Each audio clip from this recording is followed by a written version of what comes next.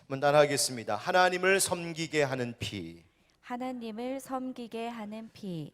보혈이라고 하는 주제로 다섯 번째 말씀을 전합니다. 예수님의 피, 보혈은 우리를 거룩하게 하는 능력이 있습니다. 예수님의 보혈이, 그 피가 우리를 거룩하게 한다는 것의 의미가 뭘까? 그것은 예수님의 그 보혈의 의미를 알고 믿는 사람을 하나님의 소유되게 하신다 하는 뜻입니다. 내가 나의 것이 아니라, 나에게 있는 모든 것이 내가 주인이 아니라 내 모든 것이 하나님의 것입니다. 내 존재가 하나님의 소유입니다 라고 하는 것을 고백하고, 그렇게 하나님을 위하여서 따로 구별되게 하신 것이 바로 거룩함이요, 예수 그리스도의 보혈이 그것을 가능하게 했다 하는 말입니다. 또 예수 그리스도의 보혈로 우리가 거룩하게 된다는 것은 그 보혈의 의미를 알고 믿는 사람으로 하여금 나를 하나님의 일을 위한 헌신으로 드리는 삶, 헌신자의 삶을 살게 하는 것이 보혈로 거룩하게 된다는 것입니다. 그 짐승의 피로 귓불이, 오른쪽 귓불이와 오른쪽 엄지손가락과 오른쪽 엄지발가락에 그 짐승의 피를 바르게 함으로 제사장은 하나님의 소유가 됐을 뿐만 아니라 하나님을 위해 헌신하는 자의 삶을 살아가도록 구별되게 하셨습니다. 바로 그 기름 부으시고 피를 뿌리시고 거룩하게 하신 그 일로 그가 평생 하나님 앞에 헌신하는 자가 되게 하신 것처럼, 예수 그리스도의 보혈의 은혜를 입은 자들은 내 삶이 하나님의 소유일 뿐만 아니라 하나님께 헌신하는 삶이 되어야 한다 말씀드렸습니다. 세 번째로, 예수 그리스도의 보혈의 능력으로 거룩하게 된다는 것은 바로 하나님의 그 거룩하심에 우리로 참여하게 하는 것이다. 그러니까 하나님의 거룩하심을 닮아가게 하는 것, 그리고 하나님과 교제하게 하는 것이다 말씀드렸어요. 여러분, 이렇게 우리가 예수 그리스도의 보혈로 거룩하게 되었다. 자, 결국 이것을 통하여서 우리에겐 그 다음 어떤 일이 일어날까? 또 무엇을 할 수 있게 되었을까? 오늘 말씀의 주제이자 결론은 바로 우리가 거룩하게 됨으로, 예수 보혈로 거룩하게 됨으로 하나님과 교제할 수 있게 되었다는 겁니다. 하나님과 뭐 할 수 있게 되었다고요? 교제. 그 말을 다른 말로 오늘 말씀의 제목은 하나님을 섬기는 자가 될 수 있게 했다 하는 뜻입니다. 여러분, 누군가와 교제한다는 것, 누군가와 이제 가깝게 지낸다는 것인데요. 여러분, 어떤 사람과 가까이 지낸다는 게 얼마나 감사한 일일까?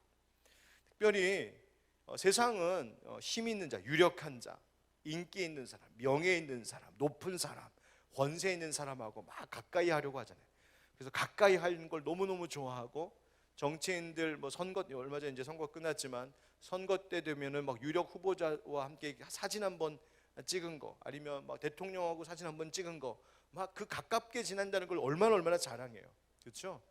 여러분, 그리스도인들, 하나님의 자녀들은 하나님과 가까워짐을 가장 사모해야 하고, 하나님과 가까운 관계 가운데 있다는 사실을 우리의 삶의 가장 큰 기쁨이요 자랑거리로 삼아야 할 줄 믿습니다. 여러분, 우리가 늘 찬양하는 게 뭐예요? 하나님께로 더 가까이 갑니다. 또 이런 찬양도 하죠. 주께 가까이 날 이끄소서. 우리가 늘 주님 앞에 가까이, 날마다 주님께로 가까이, 날마다 십자가로 가까이. 그 주님 앞에 가까이 간다는 게 뭐예요? 가까이 있음으로 얻는 은혜가 있는 거죠. 가까이 머물므로 찾아오는 기쁨이 있고 만족이 있기 때문이에요. 오늘 이제 그 이야기를 하려고 하는 겁니다. 여러분, 하나님께서 출애굽한 이스라엘 백성들 가운데 율법을 주시고 또 제사장들을 세우셔서 하나님께 봉사하게 했지요. 어떤 사람을 하나님 제사장으로 삼으셨어요? 모세의 형인 아론, 그리고 그의 아들들을 처음 제사장으로 삼으시지요. 그 기름 부으셨어요. 그래서 레위기 9장에 보면 그 기름 부음 받아 첫 제사장이 된 아론이 하나님께 첫 제사를 드렸던 그 아주 역사적인 사건이 레위기 9장에 기록되어 있어요.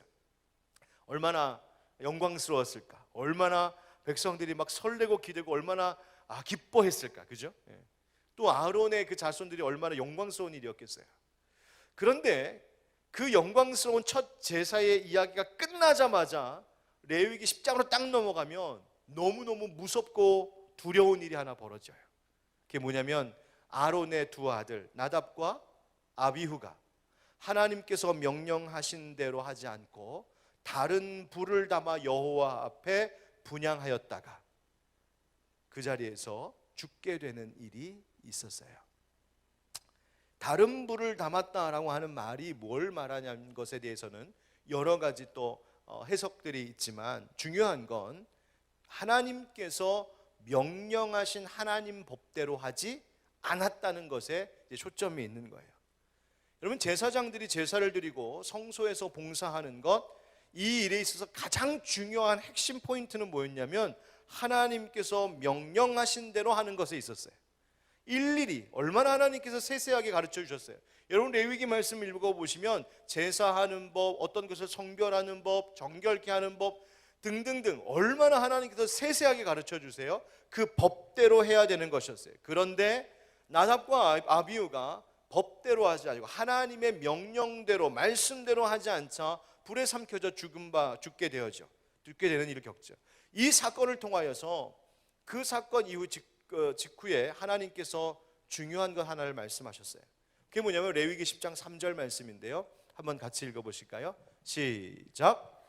모세가 아론에게 이르되 이는 여호와의 말씀이라 이르시기를 나는 나를 가까이 하는 자 중에서 내 거룩함을 나타내겠고 온 백성 앞에서 내 영광을 나타내리라 하셨느니라.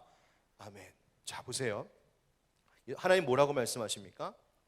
나는 나를 가까이 하는 자 중에서, 즉 하나님을 가까이 하는 자들 중에서 그들을 통하여 내 거룩함을 나타내겠다. 여기서 하나님을 가까이 한다는 말이 뭐냐면 누구를 얘기하는 거냐면 바로 하나님 곁에서 하나님을 섬기고 봉사하는 그 제사장, 하나님께서 기름 부으신 자들을 이야기하는 거예요. 하나님께서 택하여 기름 부은 그 제사장들을 통하여 하나님이 얼마나 영광스러운 분이신지, 하나님이 얼마나 거룩하신 분이신지를 온 백성 앞에 나타나겠다 하셨어요. 그래서 제사장들은 하나님께서 명령하신 대로 구별된 행위로 봉사해야 됐어요. 하나님께서 명령하신 대로가 아니라 자기 마음대로, 사람들 생각대로, 자신들의 그냥 습관대로 하면 그것은 구별된 것이 아니었어요. 거룩한 것이 아니었어요. 그러니 그것으로 하나님의 거룩함이 나타날 수 없었던 것이죠. 그래서 하나님이 자신에게 가까이 있는 자들을 통하여 하나님의 거룩하심을 나타내겠다 말씀하신 거예요. 또 이런 일도 있었죠. 여러분, 고라 자손의 일 기억하십니까? 고라 자손들이 모세와 아론에게 반역했던 일이 있었어요. 뭐라고 했어요? 모세와 아론에게 이렇게 반역했어요. 야, 니들이 너무 분수에 지나치다. 모든 회중들이, 즉 모든 이스라엘 백성들이 다 똑같이 다 각각 거룩하고 여호와 하나님께서 다 그들 중에 계시거늘 너희만 어찌하여, 모세 아론 너희만 어찌하여 여호와의 총회 위에 스스로 높다 하느냐, 스스로를 높이느냐. 다 하나님이 우리와 함께 하시는데 왜 너희만 그렇게 높아지느냐. 고라 자손, 고라가 그 모세와 아론에게 반역했어요. 꽤 그럴듯하게 들리는 소리잖아요. 그렇죠? 꽤 평등한 사회를 이야기하는 것 같죠. 우리 가운데 하나님 다 같이 계시는데 왜 모세, 아론 너만 그렇게 높아지냐. 그럴듯한 말인 것 같은데 그렇지가 않았어요. 왜? 그 말은 하나님의 권위 아래 있어야 하는 백성들임을 잊어버린, 그것을 망각한 오만함의 발설이었어요. 그래서 모세가 이 이야기를 듣고 하나님 어찌합니까? 엎드려 기도하고 나더니 그 다음 뭐라고 말했습니까? 민수기 16장 5절 말씀. 고라와 그의 모든 무리에게 말하여 이르되, 모세가 지금 하는 말이에요. 아침에 여호와께서 자기에게 속한 자가 누구인지, 거룩한 자가 누구인지 보이시고 그 사람을 자기에게 가까이 나오게 하시되, 그러니까 하나님께서 택하여 거룩하게 한 자들이 누구인지 가까이 나오게 하시겠다. 곧 그가 택하신 자를 자기에게 가까이 나오게 하시리라. 여러분 보세요. 하나님께서 누가 정말 택한 자인지, 누가 거룩한 자인지, 구별된 자인지 어떻게 알 수 있는가? 하나님께 가까이 와 있는 자, 가까이 있는 자들을 통하여 나타내시겠다는 거예요. 여러분, 이 고라 일당이 어떻게 됐어요? 땅이 갈라져 그 모든 속한 사람들과 재물이 다 삼켜져 버리게 되죠. 여러분, 이 두 이야기를 통해서 알 수 있는 것이 뭐냐면 하나님께서는 하나님의 백성들을 택하시고 구별하시고 거룩하게 하신다는 거예요. 그리고 그 거룩하게 하신 자들을 하나님 가까이 두신다. 여기에 여러분 오늘 의미가 있어요. 그 말은 뭐라고요? 가까이 있는 게 뭐라고요? 하나님과 친밀한 관계 가운데 있게 하신다. 하나님과 특별히 교제할 수 있는 축복이 바로 거룩하게 하신 자들에게 주어졌다는 거예요. 여러분, 자, 그럼 생각해 봅시다. 여러분, 우리가 예수 그리스도의 보혈로 거룩하게 된다는 것은 여러분 하나님의 소유가 된다는 것이었죠. 또 하나님께 헌신하는 자로 살아간다는 거예요. 하나님의 소유가 되었습니다. 하나님께 내가 헌신했습니다. 이것으로 인하여 찾아온 우리에게 주어진 축복이 뭐다? 하나님과 가까이 지내는 하나님과의 친밀한 교제가 우리에게 축복으로 주어졌다는 거예요. 자, 그렇다면 여러분 이렇게 생각해 볼 수 있잖아요. 내가 여전히 나의 소유를 주장하면서 내가 살아가는 동안에 내게 주어진 모든 것들에 대하여서 여전히 내 것이라고 나의 소유권을 놓지 않으면서, 그 말은 거룩함을 잃어버리면서 어떻게 하나님과 친밀한 관계를 내가 갖는다 말할 수 있겠어요? 내가 여전히 내 인생의 주인이고 여전히 내가 내 모든 것들의 주인임을 여전히 주장하면서 그거 포기하지 않으면서 하나님, 난 하나님과 가까워지고 싶어요. 말이 안 된다는 이야기예요. 내가 하나님과 정말 가까워지려면 내게 있는 모든 것이 다 하나님의 것임을 고백하는 거룩함이 필요하다는 말이에요. 또 두 번째, 하나님을 위한 헌신의 삶을 전혀 살지 않으면서 하나님과의 친밀한 교제를 기대한다는 것은 어불성설이라는 말이에요.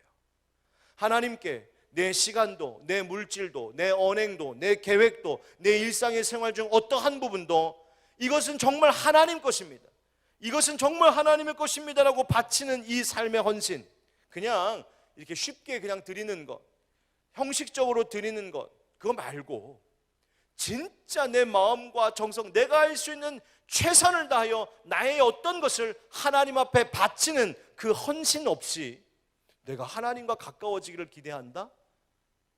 그것도 모순이라는 거예요.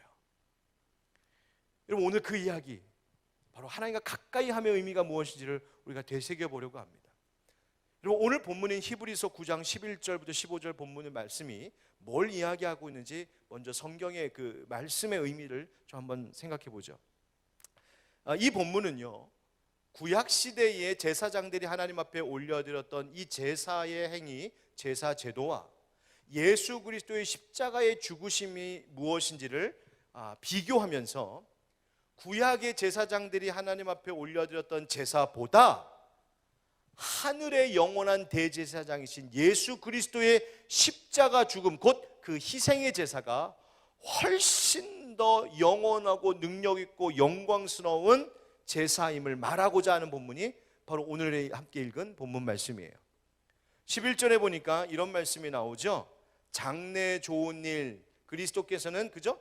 장래 좋은 일에 대제사장으로 오셨다. 누구로 오셨다?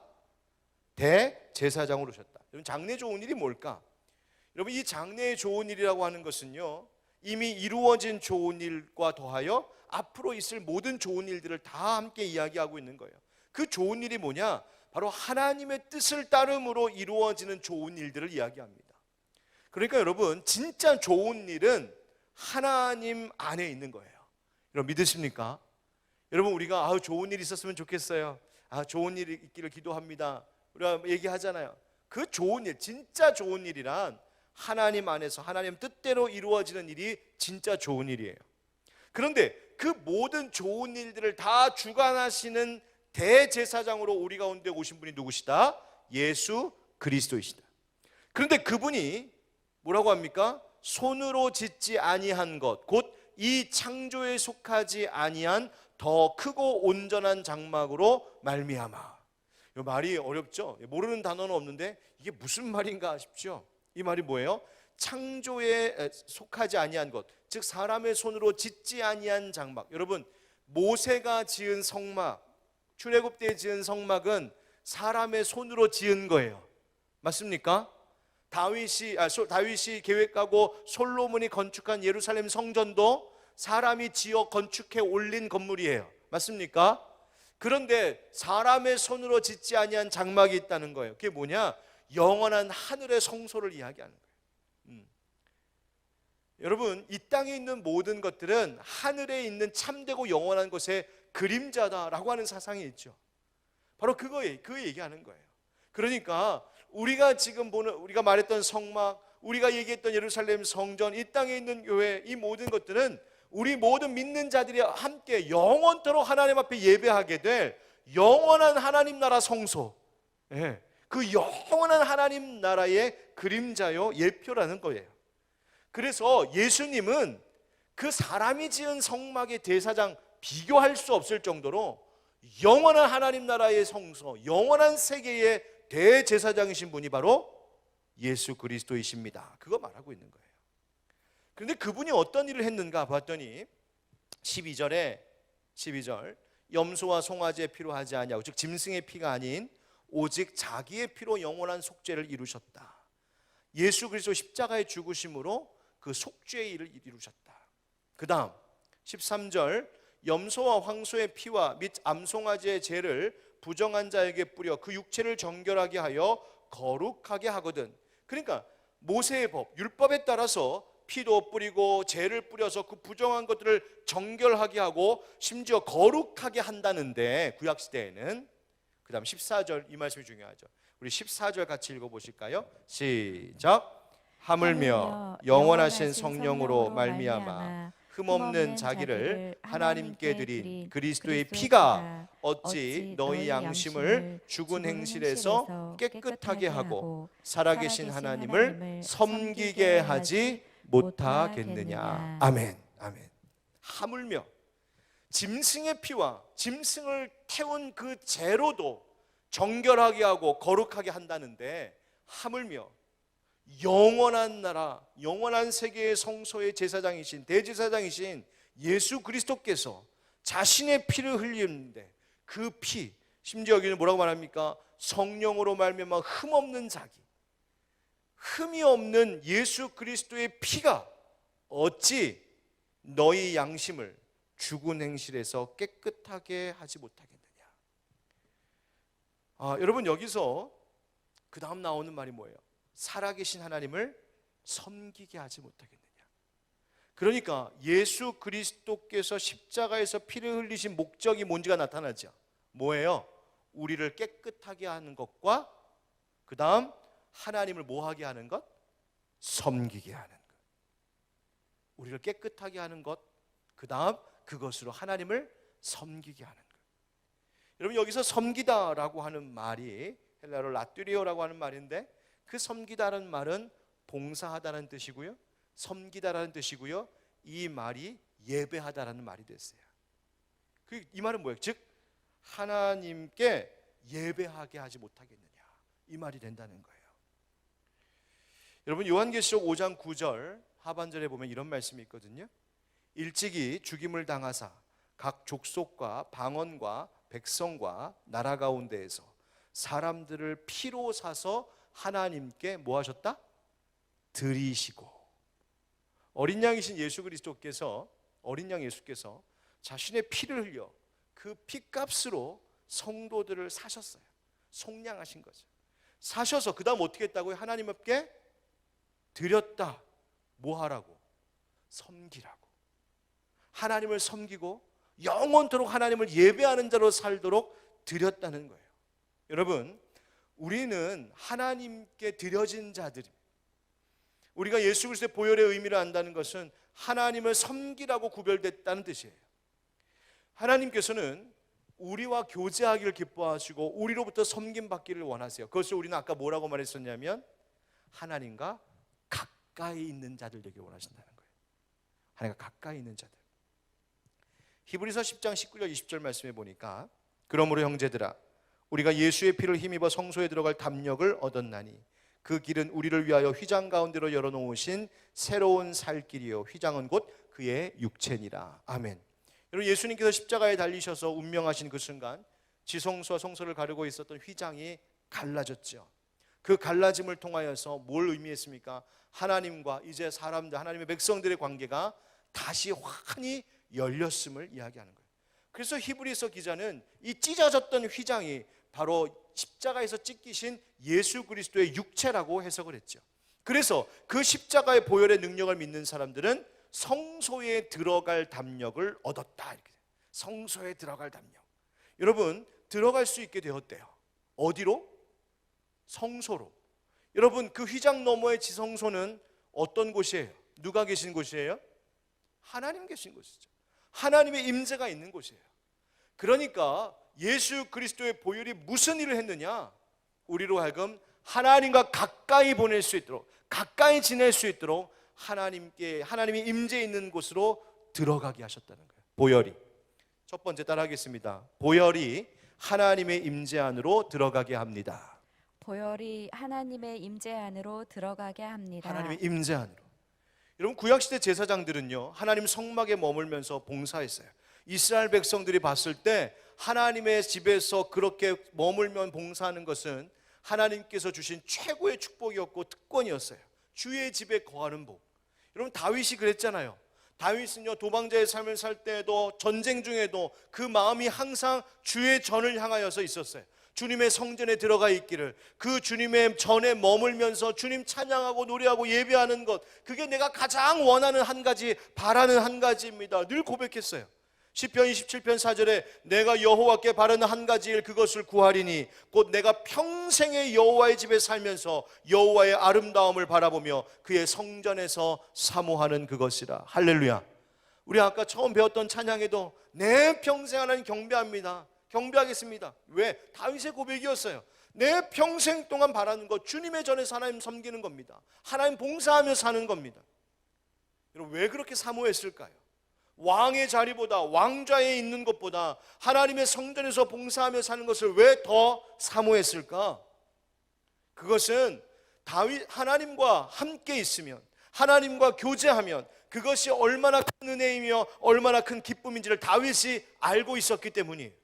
하나님 품 안에서만 누릴 수 있는 평안이 있었고, 하나님 안에서만 얻을 수 있는 안전함이 있었고, 하나님 안에서만 누릴 수 있는 아버지 하나님의 그 사랑과 돌보심이 뭔지를 다윗은 자신의 평생을 통하여 체험하고 알고 있었기 때문에 그 사랑이, 그 평안함이 세상 어디 다른 누구에게서도 얻을 수 없는 것임을 알고 있었기 때문에 다윗은 전쟁터에서도, 다윗은 왕궁 안에서도, 어떠한 삶의 자리에서도 하나님, 내가 바라는 한 가지 일은 평생 여호와의 집에 사는 겁니다. 하나님 곁에 있는 겁니다. 하나님과 가까이 있는 겁니다. 마치 하나님의 집에서 평생 동안 머물며 하나님께 봉사하는 제사장들처럼 나는 늘 하나님 곁에 있기를 원합니다. 그거 바랬다는 거예요, 다윗이. 여러분, 그런데 이제 그 은혜가 우리에게도 열렸다는 사실 아십니까? 다윗이 그토록 사모했던, 바라던 그 한 가지 일이 우리에게 가능한 일로 열렸다는 사실을 여러분 아십니까? 무엇 때문에? 예수 그리스도의 보혈 때문에. 예수 그리스도의 보혈로 인하여 우리로 하여금 성소로 들어갈 담력을 얻게 하셨다고요. 들어갈 수 있는 용기를 갖게 하셨다고요. 우리가 갈 수 있는 길, 하나님의 임재가 있는 곳으로 나아갈 수 있게 하셨다는 거예요. 그 말이 뭐예요? 이제 우리가 하나님과 교제할 수 있는 자가 되었다는 거죠. 하나님과 가까이 보내는 자. 하나님과 교제한다는 건 뭘 말합니까? 하나님의 인도함을 받고 하나님의 지혜를 얻고 하나님의 돌보심을 받으며 살아가는 존재가 되었다는 거예요. 하나님께 기도할 수 있고 그 기도의 응답을 얻을 수 있는 자가 되었다는 것이죠. 하나님의 말씀을 들을 수 있고 하나님의 뜻을 알 수 있는 자가 되었어요. 하나님과 소통할 수 있는 존재가 되었다고요. 죄로 인해서 꽉 막혀있던 우리의 인생이 하나님과 소통할 수 있는 존재가 되었고, 그 소통하고 교제하는 관계만이 우리 가운데 가장 큰 기쁨과 만족을 가져다주는 유일한 길이 되었다는 것을 성경이 우리에게 말해주고 있는 거예요. 여러분, 그 기쁨, 하나님의 임재 안에 있는 기쁨을 누리며 살고 계십니까? 여러분, 이 하나님의 임재 안에 있는 것이 얼마나 중요한 건지 아세요? 여러분, 우리 가정의 어린 아이들 한번 생각해 보세요. 자녀들 한번 생각해 보세요. 핏덩어리로 태어났을 때요, 그 아이는 스스로 아무것도 할 수 없는 존재였어요. 그냥 울기만 하고 먹고 자고 그것만 할 줄 아는 아이죠, 애기죠. 그런데 얼마 지나면 그 핏덩어리가 어느 순간 눈을 뜨고 엄마 아빠와 눈을 마주치고 엄마 아빠의 말과 어떤 행동에 반응을 보이고 때로는 웃기도 하고 또 자기가 컨디션이 안 좋으면 배가 고프거나 기저귀가 젖으면 울음으로 자기의 의사를 표시하기도 하죠. 그래서 좀 지나면요 일어나면 또 걸어요. 걷다 또 뛰어요. 얼마나 뛰어다니는지 나중에는 좀 제발 좀 가만히 앉아 있으라 막 그럴 정도로 뛰어다녀요. 말도 그래요. 여러분 좀 응애하던 애기가 응애하는 거 그거밖에 할 줄 모르던 애기가 조금 있다가 엄마 아빠 말뛰기 시작하고요, 문장을 만들기 시작하고요, 다른 사람들과 소통하잖아요. 요즘 저는 저희 집 딸들이 너무 시끄럽게 떠들어서 얼마나 피곤한지 아빠 물으면 촤촤촤촤 옆에서 뭐 기쁨이고 감사한 거죠. 그런데 언제 이렇게 말이 들었지? 언제 이렇게 말할 수 있었지? 여러분 다 누구에게서 배운 것일까? 바로 부모의 임재 안에서 배운 거예요. 부모의 임재 안에서, 부모의 품에서. 부모가 돌보고 부모가 가르치고 부모가 말하는 걸 듣고 부모가 본을 보였던 그 부모의 임재 속에서 자녀들은 시간이 지나면서 성장하고 자란 것이죠. 우리 집만 그런 게 아니고 여러분 집 다 그렇잖아요. 여러분 우리의 영적 성장이 마찬가지예요. 여러분 내가 영적으로 성장할 수 있다는 것, 성장하기를 원한다는 것, 이 모든 일들은 다 하나님의 임재 안에서 가능해지는 겁니다.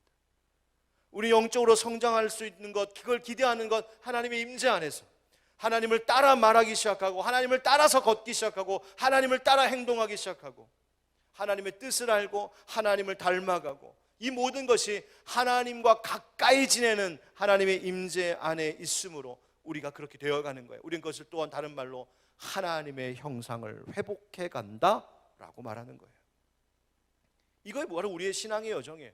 여러분 우리가 일평생 100년 산다고 생각합시다. 100년의 인생을 사는 동안 우리의 신앙의 여정이 결국 뭐겠어요? 무슨 이야기예요? 바로 지금 이 얘기예요. 하나님의 임재 안에 살면서 그분과 교제하고 그분과 가까이 보내면서 내가 하나님을 더욱 닮아가는 것, 그게 우리 신앙의 이야기 전부예요. 이 모든 것을 가능하도록 처음 길을 여신 분이 누구시다? 바로 예수 그리스도, 그분의 보혈이라는 거죠. 여러분 요즘 하나님의 임재를 느끼면서 사십니까? 오늘도 아까 우리 하나님 살아계시다라고 알파와 오메가 되신다고 힘차게 찬양했는데, 여러분 정말 하나님의 살아계심을 느끼십니까? 가정에 있을 때, 혼자 있을 때, 직장에서 일할 때 문득 하나님 정말 나와 함께 살아가 계시네, 내 곁에 계시네, 내가 하나님 임재 안에 있네. 여러분 그 경험하고 살고 계신가요? 만약 그렇지 못하다면 오늘 예수 그리스도의 보혈을 의지하여서 다시 하나님의 임재를 경험할 수 있는, 그래서 하나님의 그 품 안에서 영적 성장을 기대할 수 있는 거룩한 성도들 여러분 되시길 주의 이름으로 축원드립니다. 그래서 아침에 눈을 뜰 때에도 하나님의 임재, 바쁜 하루를 보내면서도 하나님의 임재, 하루를 마치고 쉼을 얻기 시작한 잠자리에 들 때에도 하나님의 임재 안에서 나는 하나님 품 안에 삽니다. 예수 보혈의 능력으로 그 은혜, 그 기쁨을 누리시기를 예수 그리스도의 이름으로 축원드립니다. 두 번째 따라 하실까요? 보혈이 우리에게 거룩한 사명을 줍니다. 보혈이 우리에게 거룩한 사명을 줍니다. 여러분 우리가 거룩하게 구별된 제사장 되었다. 여러분 이 말이 뭐냐면 제사장들은요 하나님을 봉사합니다. 하나님의 종들로서 하나님께 제사 드리는 일해요. 하나님 앞에 기도 올리는 일해요. 하나님의 성전을 관리해요. 그 안에서 이루어지는 모든 일들이 다 하나님의 말씀하신 명령대로 하나님의 법과 질서대로 되도록, 그래서 모든 행위가 하나님께서 받으실 만한 것이 되도록 그 일들을 행하는 사람이 제사장들이에요. 오늘 본문 말씀 가운데 14절에 보면 이런 말씀이 있었죠. 죽은 행실에서 깨끗하게 하고, 너희 양심을 죽은 행실에서 깨끗하게 하고. 여기서 죽은 행실이라는 게 뭘까? 그러니까 우리가 예수 그리스도의 보혈의 은혜를 힘입기 전에는 다 죽은 행실로 살았다는 말이에요. 죽은 행실이 뭐예요? 생명 없는 행위들이라는 말이에요. 그러니까 죄인인 인간이 여전히 죄인으로 있으면서 자신이 열심히 행한다고 하는 그 모든 것들이 사실은 다 생명 없는 것, 죽은 것, 하나님께 나아가거나 드려질 만한 것이 안 된다라는 말이에요. 그래서 메시지 성경에는요 이 말씀의 표현을 어떻게 번역했냐면 스스로 훌륭해지려는 부질없는 수고로부터 그 피가 우리를 자유케 했다 이렇게 말해요. 부질없는 수고. 여러분, 부질없는 수고라는 거예요. 내가 예수 그리스도의 보혈 없이는 우리의 모든 행위가 다 죽은 행실, 부질없는 수고다. 반대로 내가 예수 보혈의 은혜를 알고 그것을 믿는 자들은 그 삶에 행하는 모든 것들이 다 의미 있는 것, 가치 있는 것, 생명 있는 것 된다는 말이에요. 여러분, 인생이 힘들 때가 언제세요? 여러분 한번 요즘 생각해 보세요. 각자 한번 생각해 보세요. 내가 진짜 힘들 때가 언젠가? 진짜 외로울 때가 언젠가? 진짜 고민이 많을 때가 언젠가? 먹을 게 없을 때? 에이, 아니에요. 입을 게 없어서? 에이, 아니에요. 주머니에 돈이 없어서? 아니에요. 가만히 나 자신을 생각해 보면 내가 인생을 가장 힘들다, 고단하다고 정말 인생 참 힘들다라고 느껴진 순간이 언제냐면 삶에 행하는 모든 일들이 다 허무하게 느껴질 때예요. 다 공허할 때. 아니, 이렇게 아둥바둥 살아서 뭐해? 이렇게 열심히 수고한다고 이게 무슨 의미야? 내가 아침부터 밤늦게까지 열심히 뛰어다니면서 행하는 이 모든 일들에 아무런 의미도 찾지 못하고 가치도 느끼지 못하고 보람도 없고 다 부질없는 짓 같아. 내 마음에 그것이 막 물밀듯 밀려오면 아무리 먹을 게 많아도 아무리 명품 옷으로 나 온몸을 다 가려도 삶이 허무해져요. 고통스러워요. 외롭고 괴로워져요. 그게 다 죽은 행실이라는 말이에요. 죽은 행실. 여러분, 그런데 똑같은 일을 하고 있어도 아침부터 저녁까지 바쁘게 움직이는 일이 남들 보기에는 똑같이 그 일을 살아가고 있는 것 같아도 예수 보혈의 그 은혜와 능력을 아는 자들은 그 모든 행하는 것들이 죽은 행실이 아니라 살아있는 의미 있는 행실들이 된다는 거예요. 할렐루야. 그러면 기쁨이 있는 거예요. 똑같은 가정에서 똑같은 살림살이 하면서도 똑같이 바쁘게 일하면서도 어떤 사람은 이 모든 것이 다 부질없는 수고 같아서 하루 종일 수고하고 나서도 그날 저녁에 아휴, 인생 헛사네, 이 말밖에 안 나오는 것이고, 똑같이 살았던 어떤 한 사람은 예수 그리스도 보혈의 은혜가 뭔지를 알고 그 의미를 가지고 살아가는 사람은 그 수고 끝에 하나님, 나로 오늘 당신을 위해서 살게 해주셔서 감사합니다, 찬양이 나온다는 거예요. 여러분, 어떤 삶을 살아야겠어요? 너무 당연하지 않아요? 여러분, 예수님의 보혈은 바로 우리로 하여금 우리가 행하는 모든 행실에 의미가 있게 하셨어요. 그것을 우리는 다른 말로 뭐라고 말하냐면 우리의 모든 삶의 행실이 다 예배가 되게 하셨다는 거예요. 하나님께서 받으실 만한 예배. 베드로전서 2장 5절 말씀 한번 같이 읽어볼까요? 우리 교회의 핵심적인 정신이기도 해요. 베드로전서 2장 5절 다 같이 시작. 너희도 산돌같이 신령한 집으로 세워지고 예수 그리스도로 말미암아 하나님이 기쁘게 받으실 신령한 제사를 드릴 거룩한 제사장이 될지니라. 할렐루야. 아멘. 우리의 모든 삶이 하나님께 드려질 만한 제사, 예배가 되게 하는 거예요. 그래서 우리가 일상의 예배자를 그래서 말하는 거예요. 여러분, 요즘 사는 것의 의미를 발견하고 계십니까? 요즘 여러분들의 모든 행하는 일들이 하나님께 드려질 만한 예배이며 찬양인 것처럼 느껴지세요? 요즘 어떻게 기도하고 어떻게 예배 생활하고 계십니까? 여러분, 우리의 모든 생활이, 우리의 모든 것들이 바로 예수 그리스도 그 보혈의 은혜로 말미암아 하나님 앞에서 의미 있는 것 되고 가치 있는 것 되고 하나님께서 받으실 만한 그 예배의 아름다운 것들이 될 수 있도록 그 보혈의 은혜를 잊지 않고 살아가는 우리가 되기를 축복합니다. 그게 바로 거룩한 사명이라는 거예요. 세 번째, 마지막 따라하겠습니다. 보혈이 우리를 축복의 통로가 되게 합니다. 보혈이 우리를 축복의 통로가 되게 합니다. 자, 제사장, 거룩하게 구별된 제사장은 하나님의 집에 늘 거하는 하나님의 임재 안에 있는 축복을 누렸어요. 그것이 복이요, 특권이었어요.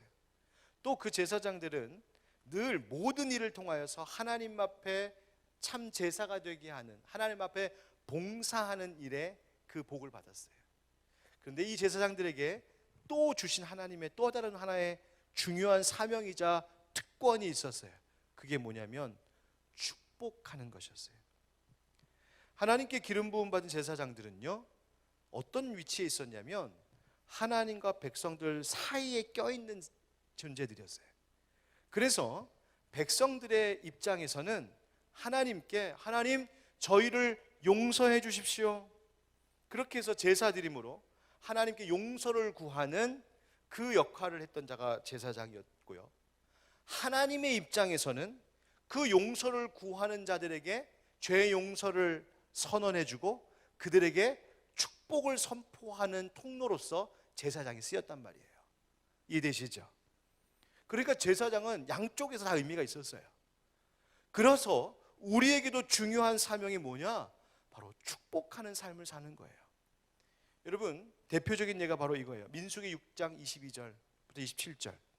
여호와께서 모세에게 말씀하여 이르시되 아론과 그의 아들들에게 말하여 이르기를 너희는 이스라엘 자손을 위하여 이렇게 축복하여 이르되 여호와는 내게 복을 주시고 너를 지키시기를 원하며 여호와는 그의 얼굴을 내게 비추사 은혜 베푸시기를 원하며 여호와는 그 얼굴을 내게로 향하여 드사 평강 주시기를 원하노라 할지니라 하라. 그들이 이같이 내 이름으로 이스라엘 자손에게 축복할지니 내가 그들에게 복을 주리라. 아멘. 앞에 목사가 축도할 때 축도문으로 사용하기도 하는 이 본문 말씀이죠. 여러분, 뭐 하라고 하는 거예요? 제사장들에게, 백성들에게 복을 선포하라.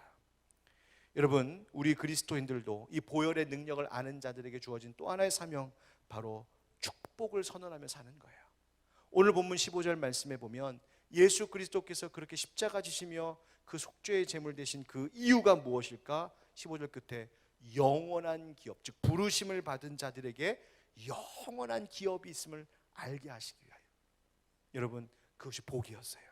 여러분, 우리가 다른 사람들을 축복하는 사명, 영원한 하나님의 복을 선포해 주는 그 사명을 살아가는 자들 되기를 주의 이름으로 축원드립니다. 여러분, 부모님들 자녀들을 축복하십시오. 야곱이 자식들을 축복했듯이 부모님들 자녀들을 축복하세요. 목회자가 기도를 통하여 선포를 통하여 축복할 때 아멘으로 기쁘게 받으십시오. 가나안 땅을 앞에 둔 이스라엘 백성들에게 모세가 축복을 선포할 때 아멘이라고 모두가 응답했던 것처럼 목회자가 축복할 때 아멘으로 응답하셔야 돼요. 세상을 비방하고 비난하는 것들이 많고요. 정치인들은 온통 네거티브로 상대를 공격하고 있는 일들로 자신을 지켜내려고 하는 현실일지라도 우리 그리스도인들은, 예수 보혈의 의미를 아는 우리들은 여전히 세상을 축복하고 서로를 축복하며 살아가는 자들이 되어야 합니다. 말로만이 아니라 내가 지금 누군가에게 복이 되고 있는가, 내가 정말 나를 통하여 제사장처럼 누구를 위해서 기도하고 있는가, 내가 제사장처럼 누군가를 위해서 베풀고 섬기고 나눈 일, 예수님께서 자신의 몸을 내주신 것처럼 나도 누군가에게 베풀며 섬김으로 그래서 지금 축복의 통로가 되고 있는가 우리를 돌아봐야 됩니다. 왜? 이것이 바로 보혈의 은혜를 입은 자들의 사명이기 때문입니다.